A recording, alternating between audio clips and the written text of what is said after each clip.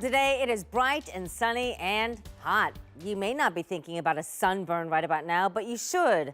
Keeping yourself safe from sun exposure is really a year-round job, and it had a lot of us in the newsroom actually talking today about getting burnt this week. So we went to 10 TV meteorologist Aaron White to explain more. Time to break out that sunscreen, Aaron.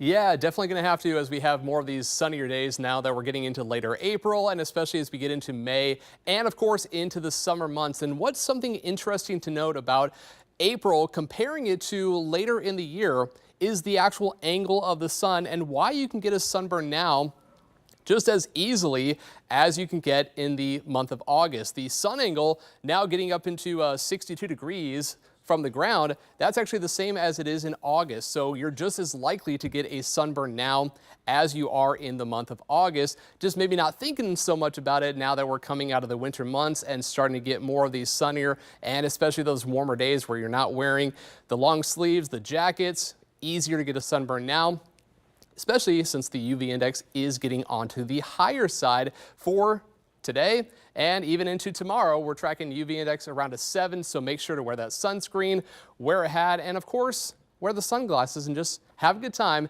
as we're talking about the really nice conditions and all the sunshine here in the forecast. Sunglasses always make you look cool while you stay safe. All right, Aaron, thanks. So keeping all of that in mind and knowing the sun is really out year-round, we talked to a dermatologist today about 3 things you can change with your sunscreen routine. All of this, of course, to help prevent skin cancer. So 1, they say incorporate sunscreen every day to your morning routine. That way it becomes a habit. 2, use broad spectrum sunscreen. That means at least SPF 50 or higher. And 3, apply liberally. Dermatologists say that is the biggest mistake a lot of people make. You can never use too much sunscreen, but you can definitely use too little. So you want to make sure you're covering all the areas. You rub the sunscreen into your skin. You don't forget areas like your ears, the back of your neck, the tops of your hands and feet. Those places that typically can get burned, the top of your scalp as well.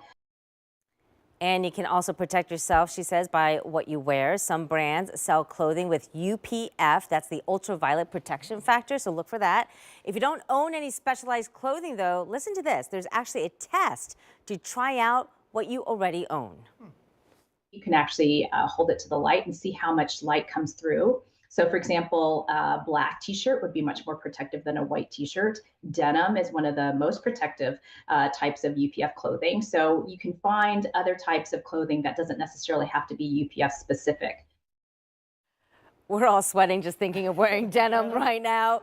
All right, don't forget about hats, sunglasses that can protect your scalp and your eyes as well. But you know, just some things that we got to start keeping in mind. A lot of people switching out their closets if they haven't already. Yep. So we're all going to be holding up our t-shirts to the light. Yeah, what's going on? It was great advice, though. Aaron talked about how you might not think April, spring, but it's the same as August. In August, you don't even think about going outside with that sunscreen. In April, at least I might have. Yeah, and I mean, think about the sunscreen, and one thing that I always have to keep in mind, so my hair is thinning a little bit, so if I don't wear a hat, gotta put the sunscreen on top too. You pay for it, yeah. And the top of your feet, I mean, how many people have gotten sunburned with the flip-flops and you just see that beautiful little Y mark on your top of your foot? And the other thing, they do make special sunscreen for sensitive skin and for your face. You don't want it too oily, but it goes back to what we originally said in that the start of that interview.